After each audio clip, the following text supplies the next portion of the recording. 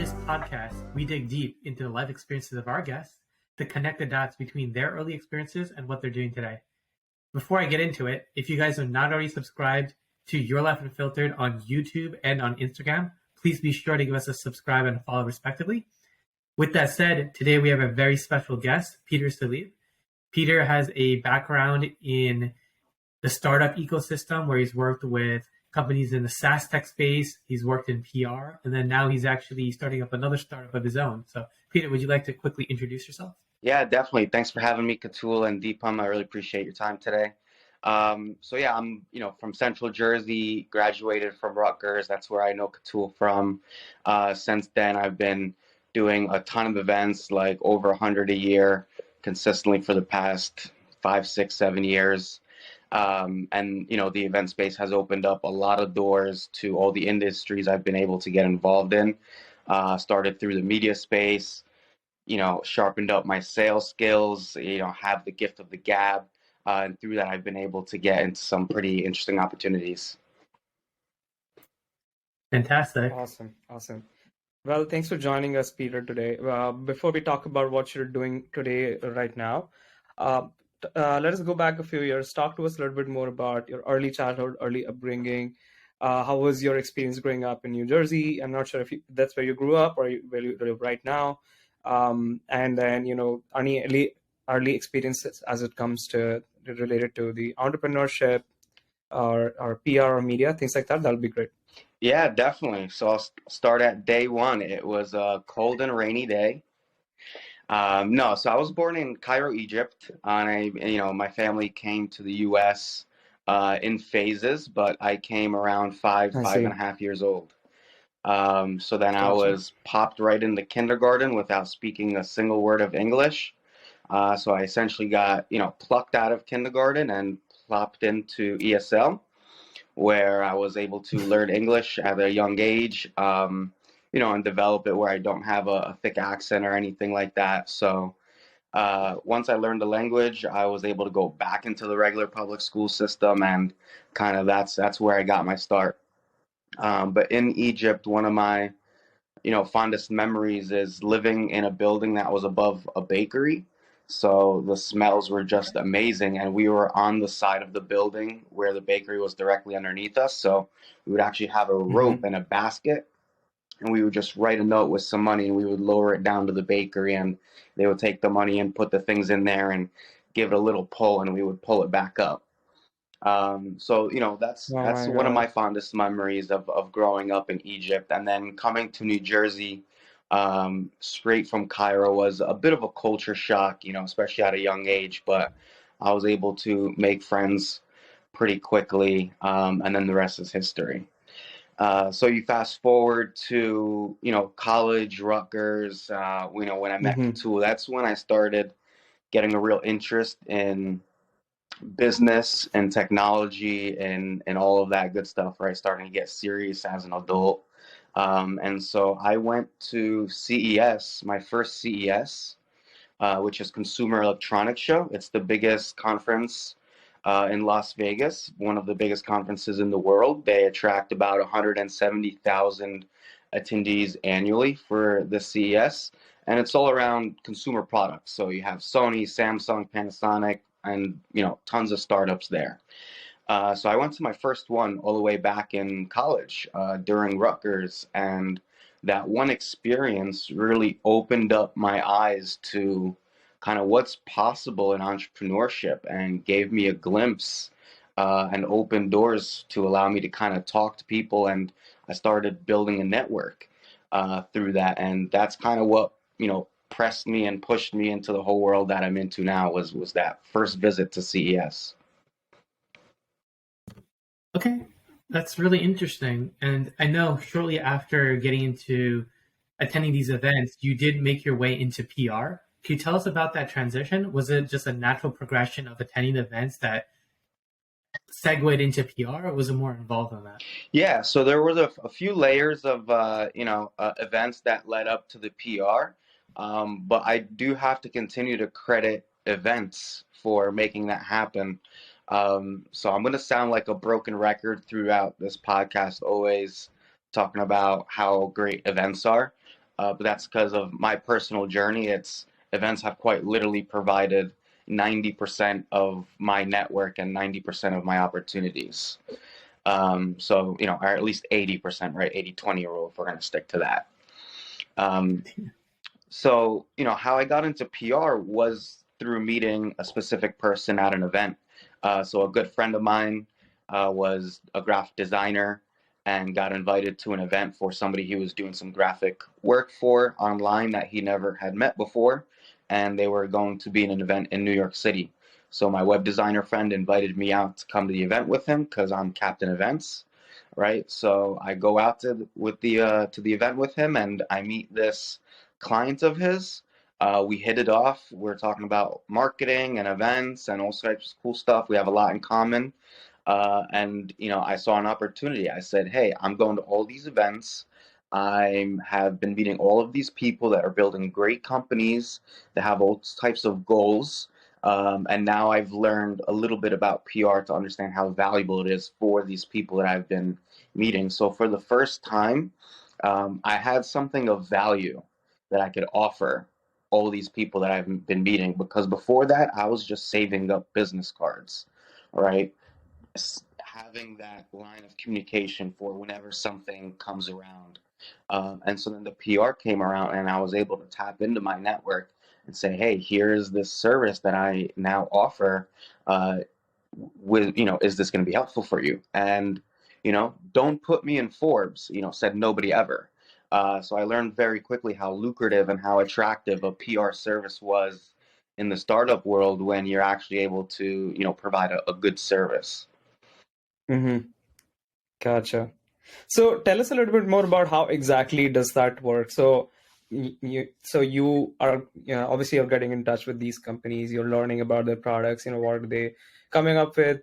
So on the other side of the spectrum, which is the actual publications, or let's say the media companies, such as Forbes, as you just mentioned, or maybe others, do you have contacts on the other side as well? How do you approach the other side of the spectrum, which is the media companies? Or how did you back in the day? Yeah. So, essentially everything comes down to value, right? Providing value through a relationship, right? So when you're a founder and you want to get published in some sort of article, right? There's whether you think it or not, there's always a value exchange, right? And the value exchange is that the journalist has a job, and their job is to write good stories, relevant stories that will be interesting for their audience. And so as a founder, if you actually have a story that foots that bill, then they want to hear from you. And if you can take it a step further and package the information in a way to where the journalist doesn't have to do a whole lot of work to incorporate you into an article or to cover you in a full feature, then that really helps. So as a PR person, you build a relationship with different writers at different outlets, and you learn what they're looking for. You learn their beat. You learn how they write, their style. Do they interview? Do they just straight research? And you figure out what they want and you bring it to them. And luckily, you'll get some hits most of the time. Over time, it takes a long time to build those relationships and to be able to kind of, leverage that for your PR clients. But once you have that, it's a really great career, and it's a great value for the journalist, the PR agency, and the brand. Okay. Wow, that's really interesting, because it seems like a lot of the legwork in being able to build those connections comes with doing your research beforehand, right? Understanding what these journalists are all about. Like you were saying, their writing style, what interests them, maybe what type of topics they're currently looking to write about. Like all those type of factors, understanding your audience, I guess another way to put it, helps a lot to get you over the edge to get someone published. So it's very fascinating. Yeah, absolutely. And, did you know that going into this, or is that something you kind of picked up over time with doing it so many times? Yeah, I mean, I definitely wasn't born knowing any of this, and just, getting started in the startup space, I did not know any of this. It was working in PR, selling the PR service, right? So was my initial role in the PR industry, was through the sales side.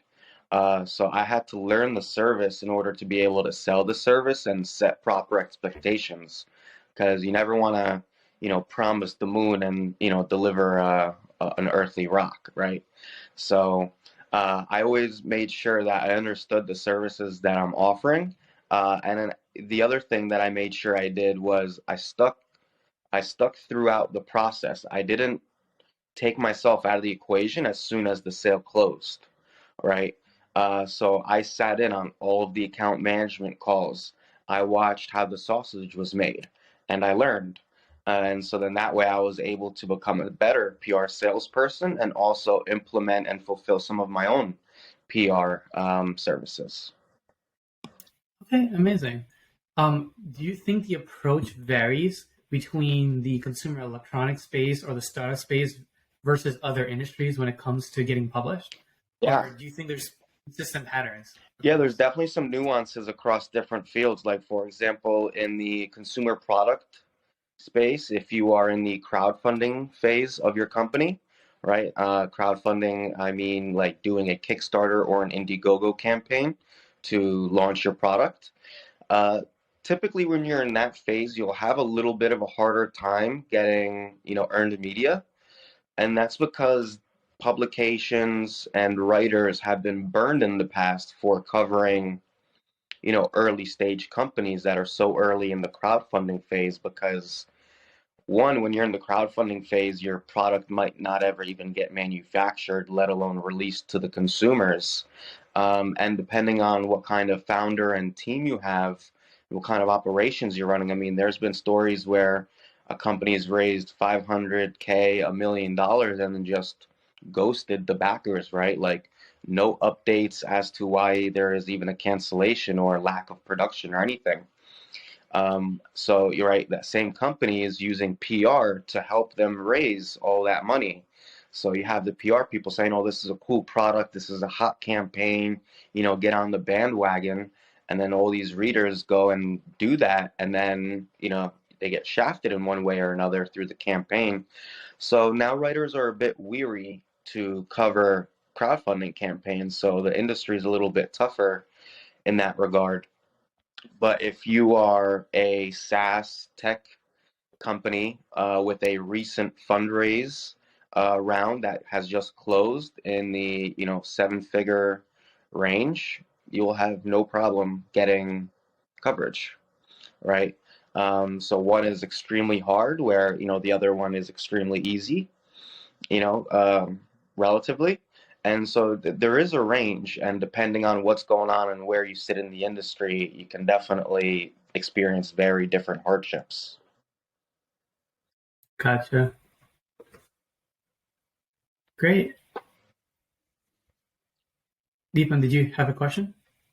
No. I was just basically I was ruminating on what you just mentioned, Peter. I was trying to think. It's very interesting. First of all, thanks for sharing all of that. So how these things work in the back. We are used to, as a consumer of these products. I'm used to seeing those articles, but I've never thought about what goes behind the scenes. And who makes these things happen. Obviously, there are people behind it, and there's a whole process as well. There's a whole another world kind of lying under the under the surface. So it's great to see and great to kind of uncover how all those things work.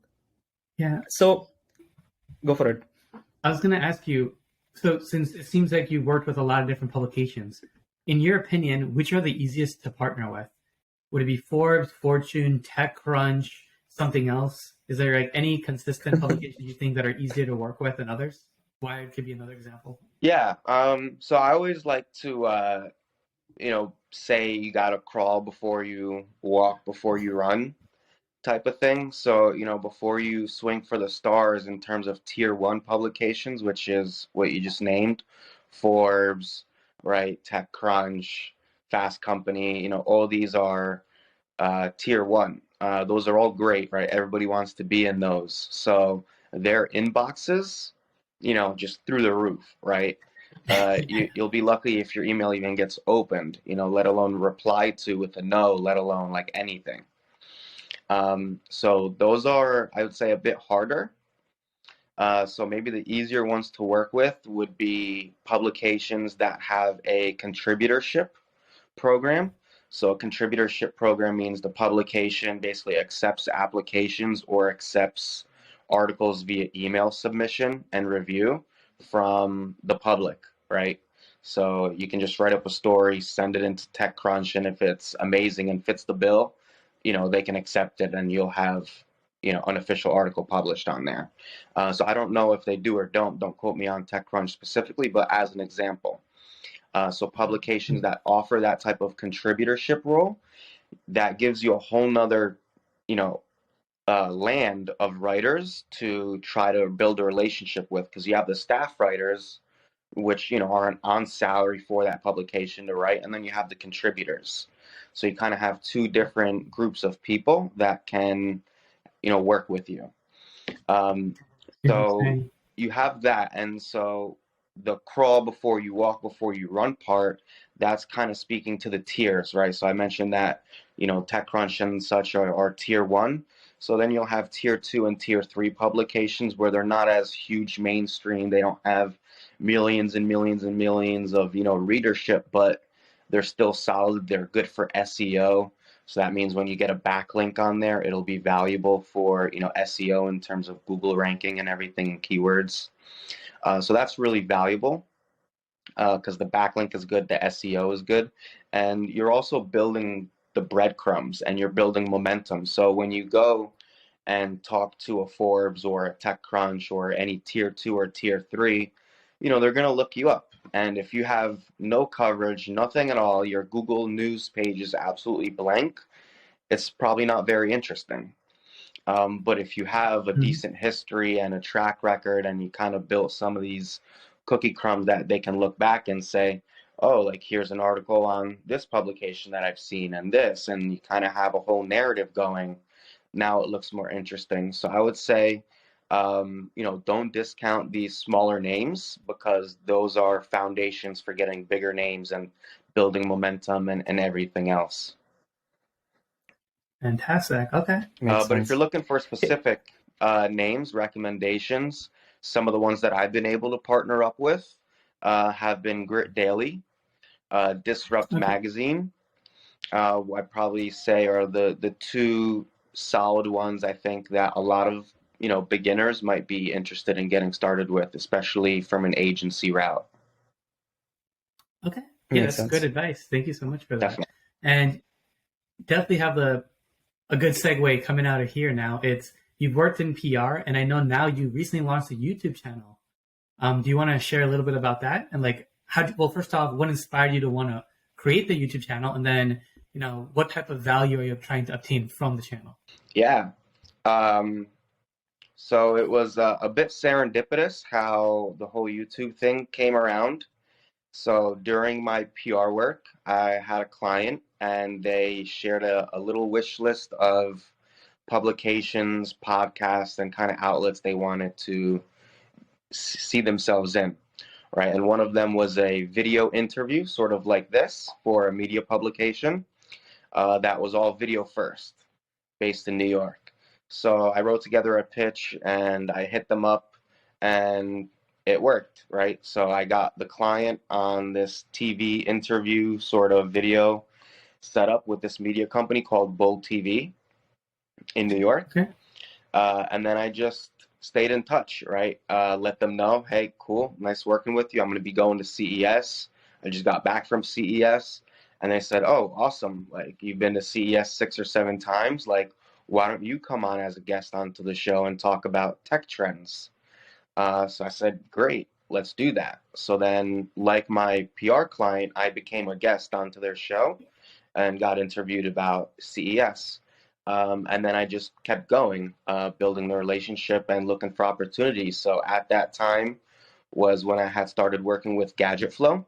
So Gadget Flow is a leading product discovery platform. So really cool website and app to find awesome products across, crowdfunding and e-commerce and all that. So I started working with Gadget Flow and getting really deep into gadget space, even deeper than I was just doing CES, right? Just a new level of depth working in the gadget consumer product space. So now I have this gadget flow in the background. I have this relationship with Bold TV building. And so my mind was working, and I noticed that, and this was probably a couple years after Wirecutter had gotten acquired by New York Times. So I don't know if you guys know Wirecutter, but I was doing all my online shopping were informed with Wirecutter articles. So if you were buying Wow. like a microwave, for example, you would just Google the best microwave, and then a Wirecutter would come up, and basically Wirecutter like physically reviews and tests like a bunch of units and makes like real informed, data-driven recommendations. So they got acquired by New York Times, and it's still Wirecutter, right? Product recommendations from New York Times. CNN has a product recommendation arm. It's called Underscored. Forbes has a product recommendation arm called Vetted. So I said, hey, Bold TV, look at this, this, and this media company doing physical product shows, right? How about you guys do one, right? If you're interested, I would be your guy because I work at Gadget Flow and I've been to CES X amount of times, right? So they basically accepted. We did a few pilot episodes. They worked out really good. And then the rest was history. I started going to the New York City studio of theirs about once or twice a month, filming videos. So I was the product scout. So through Gadget Flow, I was able to source a bunch of cool, new, innovative products, talk to the brands to get the products or just buy the products, and just go to the studio and start putting out content. And then from there, I kind of brought it into my own lap. You know, the whole setup with Bold TV ended after about 2.5 years. So they were like a nonprofit, and you know there was some stuff that happened there, but they essentially couldn't support the show and tell show anymore in terms of production and the full cost of everything. So instead of canceling it and just shutting it down, I was able to retain it, seed a new channel with some of the content, and keep it going. So, you know, I've been doing that. And, you know, my whole purpose is to really put out content that is going to be one, fun, a little bit funny, but also like an Mm-hmm. infotainment kind of spin. So I'm Okay. not just running Got down a it. feature list of the product. I'm talking about the technology, how it works, the product and the features, the brand. What else does the brand do? What are they known for? If it's a smaller company and the founder has like a super relevant story, I want to talk about the founder story as part of that video. So I feel like that kind of gives me a bit of a unique formula for showcasing products and brands. And it's been working out pretty well. And so now I'm revamping it. I have a new partnership. Gadget Flow is now the official partner for my YouTube channel, Show and Tell. So we do a lot of cool paid unboxing videos and a good amount of, just organic videos, regular. And it's picking Nice. up. Great. Great. And Great. what's the duration? Like, how long have you been running that channel for? Yeah, so including the time at Bold TV, we're closing in on about 3 years. Okay. But what So about right independently? before the pandemic. Yeah, so Yeah, but what about independent. independently? Because I know you seeded off, right? You Yeah. seeded off and created. So independent, we're just about to touch on a year. Okay. Wow. Yeah, so about 9-10 Gotcha. months on the independent side. I guess one question I have is when it comes to your channel, Show and Tell. What is it? Show and Tell _ Pete? Yeah, so the link is show and tell _ pizza. Pizza. Okay. One question I want to ask Nice. you is: you demonstrated a bunch of products so far, right? Is there any one or two products that really, come out and like grabbed your attention when you were going to demonstrate them? Is there any Really innovative.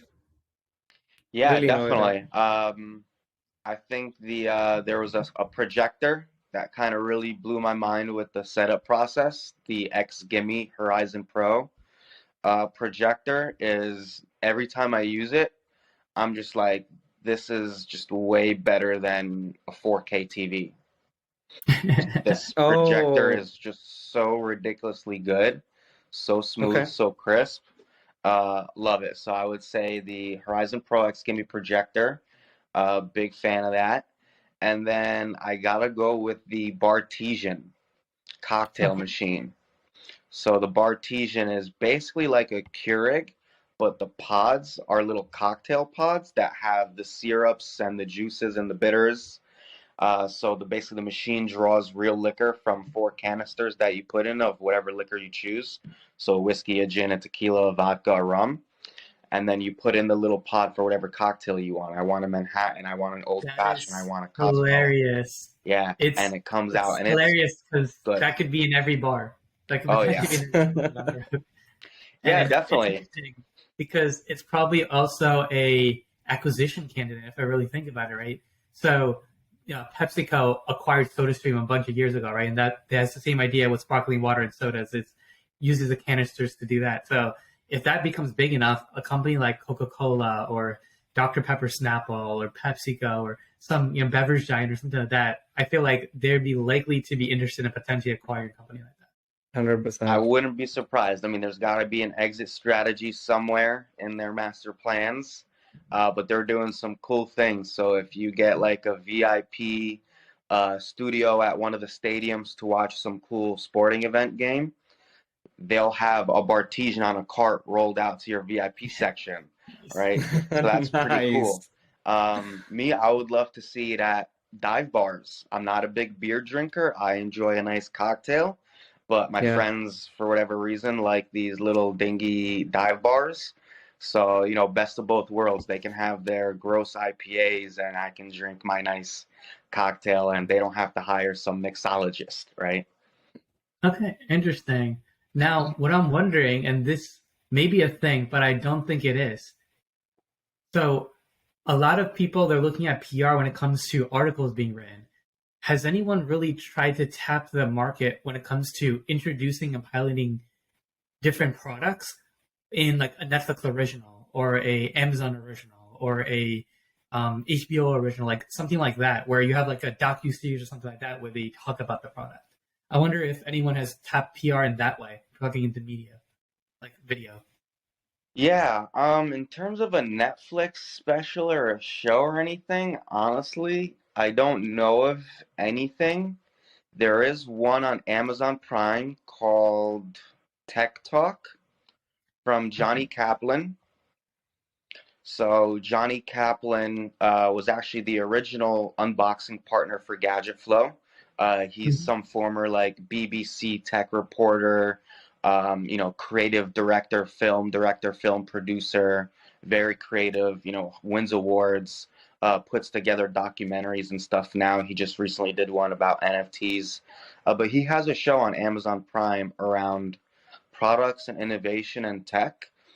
But I think some of it is not always from the startup view, more like from the Mm. heavy innovation, cutting edge type of lens, I think are some of the episodes. But you could check that out. But I think that's a great opportunity that I think has not been properly tapped yet. The other best attempt I've seen is probably from a fellow named Steve Greenberg, known as the gadget guy. He has a thing called Innovation Today or something like that. But he's written a book called Gadget Nation, and he's basically the go-to gadget guy for the TV studios. So when the Interesting. Today Show has, it's Valentine's Day or it's Father's Day on the Today Show, and they want to showcase, well, what are some 5 great gifts for Father's Day? They call up Steve Greenberg and say, hey, bring 5 products onto the show, and we're gonna do a segment for Father's Day. Got So it. there's definitely some product placement opportunities for mainstream television that are very effective and coveted in terms of PR.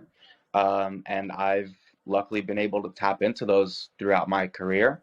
I have gotten 2 or 3 successful products on the Today Show Oh, with wow. Steve, including my own dog, Scruffy, who was a product model on the Today Show with Kathleen Hoda back in 2016.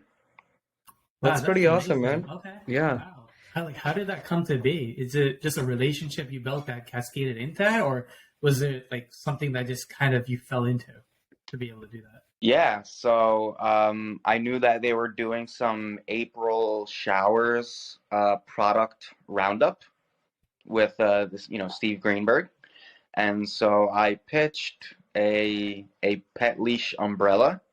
It's basically like a little leash that has an umbrella on the bottom end to cover like a small dog from the rain. So you can walk Mm. them and keep your little doggy Yeah. dry. So I submitted this product. It got accepted to the Today Show. You know, the producers accepted it. So while arranging the sample to be sent over and everything, kind of joking around, I offered up my dog to be the show dog for this segment. And they replied, they're like, oh, we're NBC, we got, tons of show dogs we could use, but this thing is pretty new and awkward, so if your dog's trained on it, like, let's give it a shot. So I said, yeah, let's do it. She's good to go. So we set it up and we took her over to New York, and it was great. We'll have to link that clip into this description somewhere, because Yeah, it's still live on their 100%. website. yeah, absolutely. Just send that 100%. link over. We'll make sure we can incorporate that into this. Hmm. Yeah. There's something I wanted to add to the previous thing that we were talking about. So I don't know if you guys know, but there has been a huge partnership between Netflix and GM that was recently announced. And GM cars are actually going to be featured in every Netflix movie going forward, at least one car. Wow. So that's so the big companies are also partnering up with the likes of Netflix and Yeah, doing the That's product cool. placement that way. that makes perfect sense because it's like the old school product placement in movies, right? It's like back in the day, brands would be paying so much money just to have like an action hero or something like that drinking a can of Coke or something like that. So Hmm. definitely don't doubt it. There's a lot of money to be made in just having your product being placed in some kind of film or some kind of show. Absolutely. Yeah, I didn't know about that. That's good. That's good info. Good intel. 100%.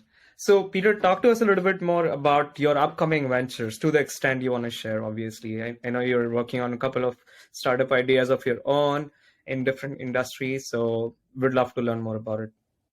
Yeah, I think the one I'm most ready to talk about is the one that will be launched the soonest, which is called Old Time Burger Map.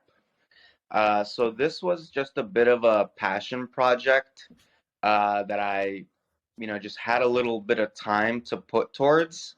And so now it's about a month away from being launched live. So what that is basically, I Mm-hmm. really enjoy burgers. I'm a foodie, big time foodie. And I really love the old school White Castle mom and pop, right, grungy little burger spots. I'm talking 35, 40 years old, right? Like that grill gives the flavor back to the food, right? That's the secret. Mm-hmm. No frills, like the menu is, like 10 items, like those types of places. So in New Jersey, we have a few like White Manna and Hackensack and Jersey City. We have White Rose, we have Rutt's Hut, just to name a few. So anybody in the Jersey area listening, these are the types of burger spots I'm talking about. They're really hard to find. They don't have good SEO, and Google does not understand when I search, right? I want to visit the oldest burger spot in Ohio during my road trip. So like, where's the oldest burger spot in Ohio? When I was doing my searches, every time I searched for the oldest burger, I would just get the best burger, the 12 best burgers in Ohio. And it just drove me crazy, like how much time me and my partner were spending during our road trips and all our travels to find what is the oldest burger in this area that we can go visit. Mm-hmm. So I did all the research. I used ChatGPT to help me find all of these, right? And when they Nice. integrated it with Bing, that made my life a lot easier. Oh I God, could build a wow. level of intellect into my search results, so that was actually really, really useful to be able to unearth these, right? Bring them up. And then I just built a whole crazy spreadsheet with all of these places, which is going to serve as like my listings upload for the website. So you'll be able to go to Old Time Burger Map and just basically discover by year, by state, all of the oldest burger places across the country that are all at least 35, 40 years old. And you will have Gotcha. their history, right? A brief history story, a link to their Wikipedia page, their business hours, their menu, and all that cool stuff. So it's, to keep them strong, because something that I found out is a lot of them have gone out of business, have closed down. And it's not just because of COVID, but imagine your favorite 50-year-old burger spot just closing down because they weren't getting enough business, right? Like, that's crazy. So I think if we just champion these restaurants and these, historical sites a bit more, I think that would just help, and you just keep up with the generations, right? It's all about discovery. So I'm taking a page out of Gadget Flow's book because they're a product discovery platform. So I'm building a discovery platform for old school burger joints. Okay, that's Got it. really cool. And it's funny because I'm connecting the dots as you talk about this. That type of topic is also probably ripe for PR because it's novel, right? It's like, at least I've never heard of a platform that focuses not on the best, but the oldest of everything.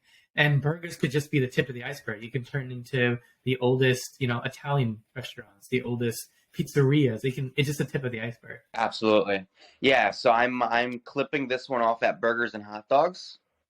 But yeah, I'm definitely open to other niches. That definitely that's a super interesting idea. I do like that. And something I didn't mention is that, these places, they get Anthony Bourdain visiting, they get Guy Fieri visiting, they get all the big foodie names, and they're getting on TV. So they have a ton of videos. So I'm also allocating and aggregating all of that also. So when you visit a burger restaurant's page on Old Time Burger Map, you get their history, you get their feature videos, you get all of that good stuff.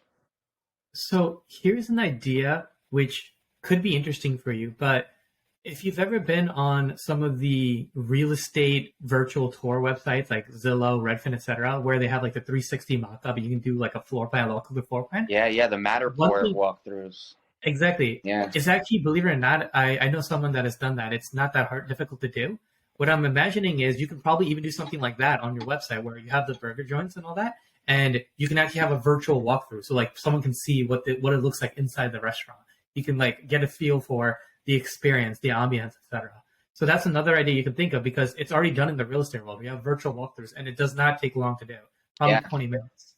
So if you go on a road trip and visit a restaurant, you might as well bring some equipment. Doesn't even cost that much money, right? Maybe $1,000 max, right? Mm-hmm. And then you set the equipment, do a quick tour, and then you can load it up on your website where you have a virtual tour through the restaurants. Yeah. So something to think about because that's a very novel thing. I mean, the topic itself is very novel, but you can add it, you can combine elements of other industries into there as well. Honestly, that fits in well because these people have newspaper clippings from the 40s when they got media hits back in the 40s in the local newspaper. They have pictures of the original building.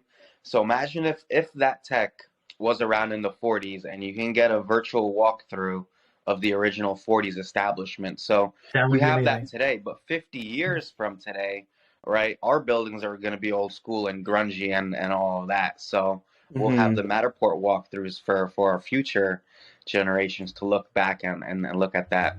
So I do like that. I think that's the next stage of Old Time Burger Map. Yeah.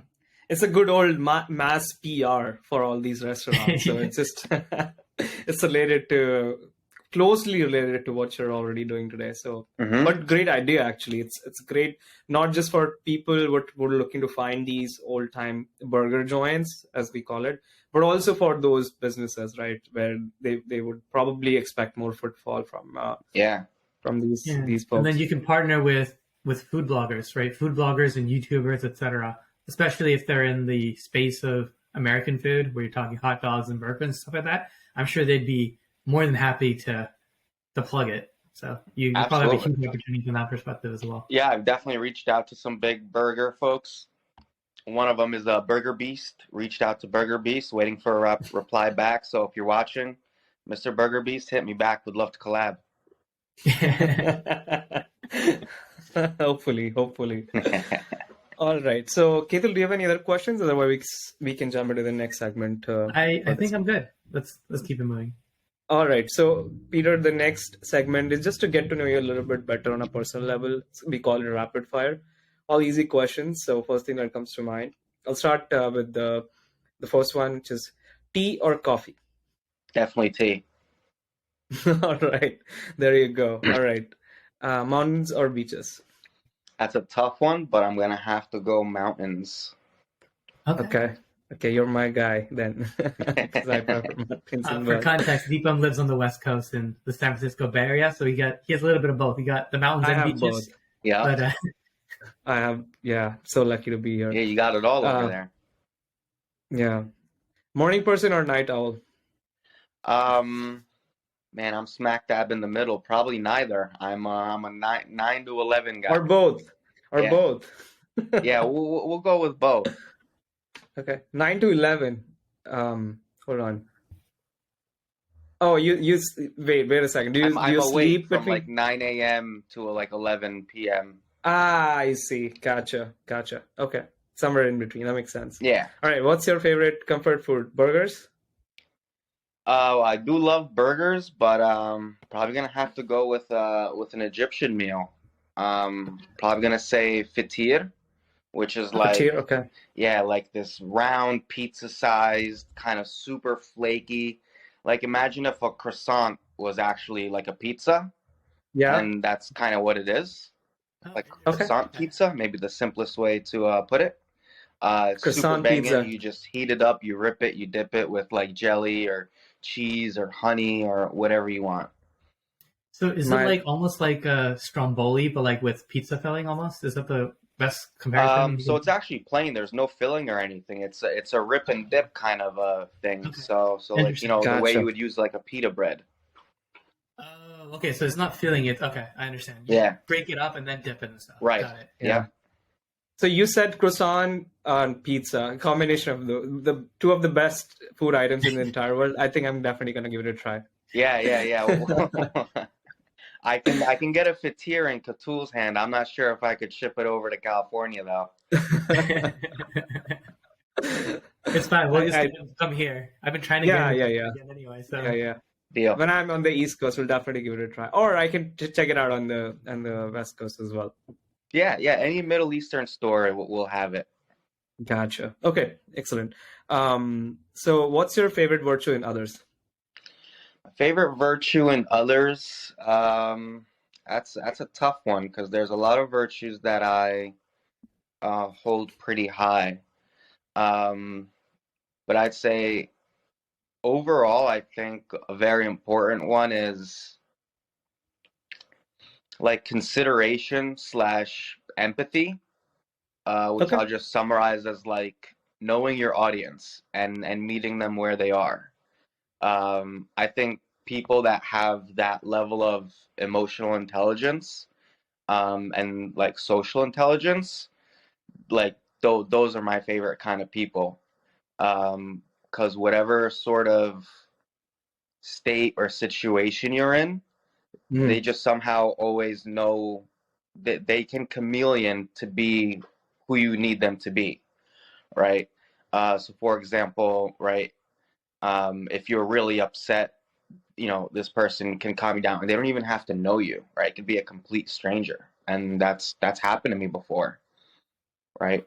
So I think people that are just emotionally intelligent and know really how to talk with people from an empathetic stance, these are virtues that I really hold in high regard.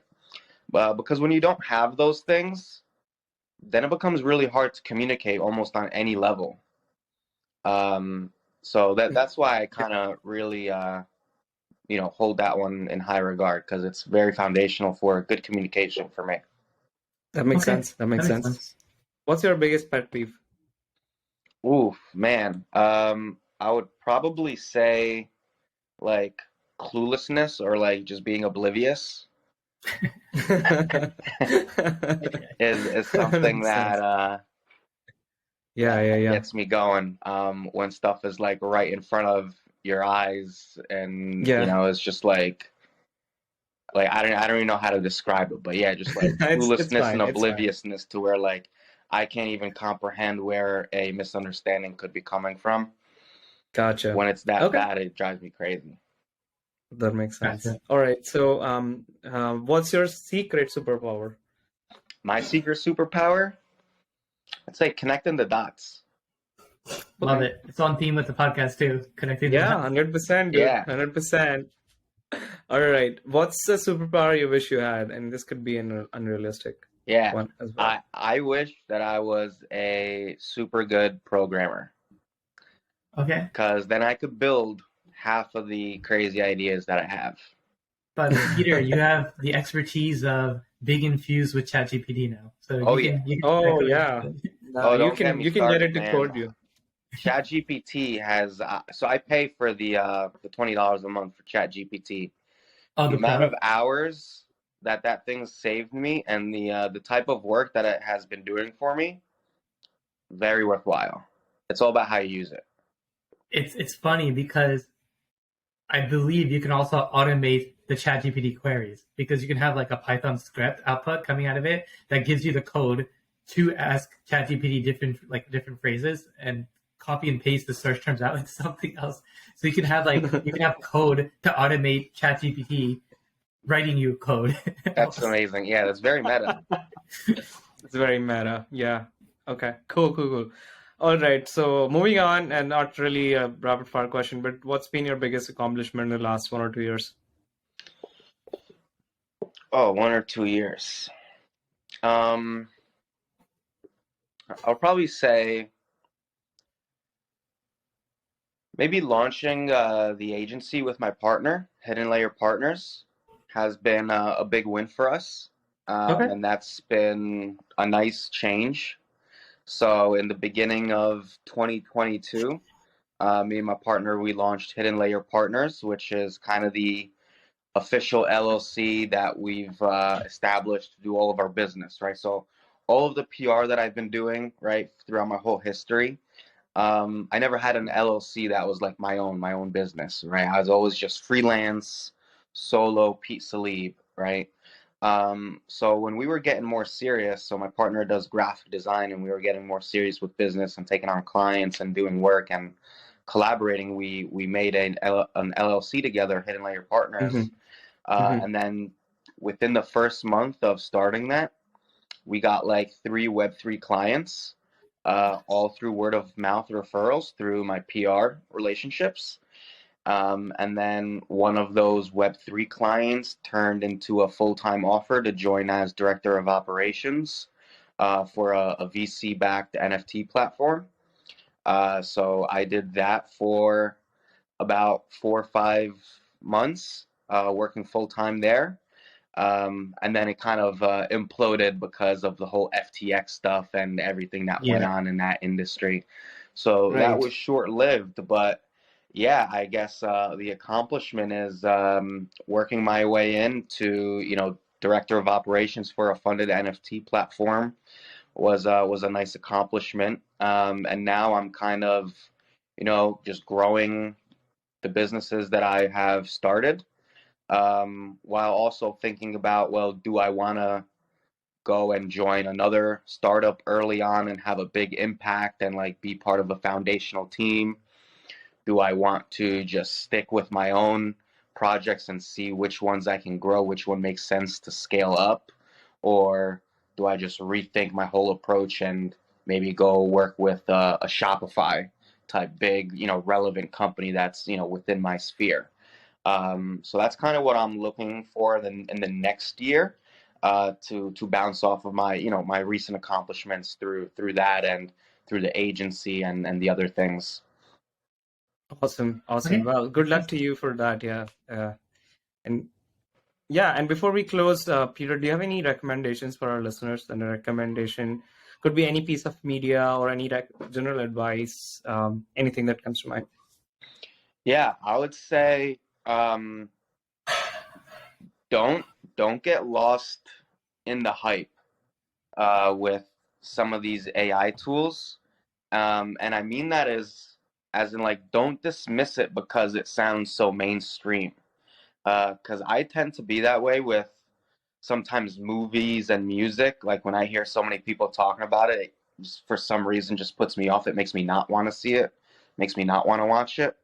And I kind of see that happening with a lot of the AI tools. People are seeing it all over and everybody's talking about it, but they haven't opened it up on their browser. They haven't looked at it. They didn't make an account, and they never wrote a single prompt.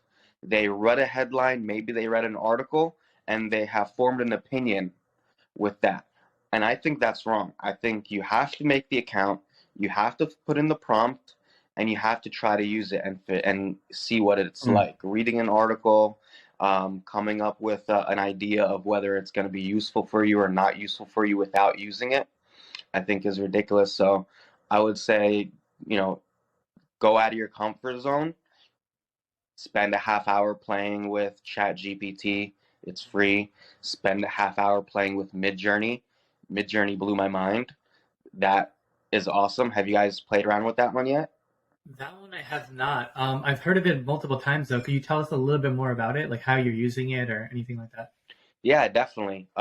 So what's cool about Midjourney is that it's different from ChatGPT because ChatGPT just gives back text Yeah. and stuff. So Midjourney gives back images. So it's text to image AI, and it's all built within Discord. So there's no website to use. So it's all just Discord. You join their Discord channel and you put in your command. So you say /imagine, and then you put in your prompt, right? Oh, /imagine interesting. Okay. a refrigerator that was a wormhole to another dimension, right? And it'll do that. So everybody in the Discord channel can see your prompt and see the creations that Midjourney is creating for you. And everybody's kind of learning from each other's prompts and learning all sorts of different cool things. So I've been using Midjourney to create like social media images, homepage banners, and all sorts of different graphic assets that I can use for websites and social, and just testing its capabilities a little bit too, just for fun. That sounds amazing. I guess one question I have is how good is it at generating people images? And the reason I ask that is because I do know text to image AIs, not necessarily Midjourney. So there's Canva has its own version, right? And now Microsoft is creating their own version of text to image AIs. And at least what the ones that I've used, what I've come across is that they're really good at creating abstract images or creating like animal images, things like that. Usually not so good at creating images of people. So like for example, if you were to type in something along the lines of I don't know, let's say a guy in a pink shirt standing on top of the Empire State Building, it won't do that great of a job at generating that. Like the personal image it'll generate won't look realistic. I don't know if Midjourney is different, but at least that's how it was with the other AIs I've used. Yeah, I think you would see a similar experience in that it's a little underwhelming in that regard. But something that you can do with Midjourney is actually attach a prompt to an image. So you say, you give it an image file, and then you base the prompt off that image file. So it's basically, instead of working from scratch, from blank, it's working from that image file as an initial canvas. Oh, so interesting. That might be the best much more accurate. Yeah, so you could basically give it a selfie of yourself and then tell it, to turn it into a water painting, Monet style or whatever it is. Interesting. Okay, so then that'll be a lot more accurate, even with generating images of people, because you're giving the person image. Interesting. Yeah. Got it. We'll definitely check it out. Yeah, thanks for sharing that. Definitely. Great. Well, Peter, thank you so much for joining. It's a pleasure to learn all about the different ventures you've been part of, your journey in PR, your journey with the YouTube channel, as well as your journey with AI and ChatGPT. Yeah, it was my pleasure. Really enjoyed being on here, Katul and Deepam. Thanks so much, and let's definitely talk about getting you a fatir so you could try some tasty Egyptian food. There you go. Got it. 100%. And if you guys are not already connected to Your Life Unfiltered on YouTube and on Instagram, please be sure to give us a subscribe and a follow. That's at Your Life Unfiltered on both channels. Please be sure to also follow Show and Tell _pizza for Peter's Show and Tell channel on YouTube, as well as any other social media channel or platforms that Peter would like to plug here. Thanks, guys. Yeah, maybe just my my author page for one of the publications, and that's about it. All right. Excellent. Thanks, everybody. Thank you, everyone. All right. Take Thanks. care.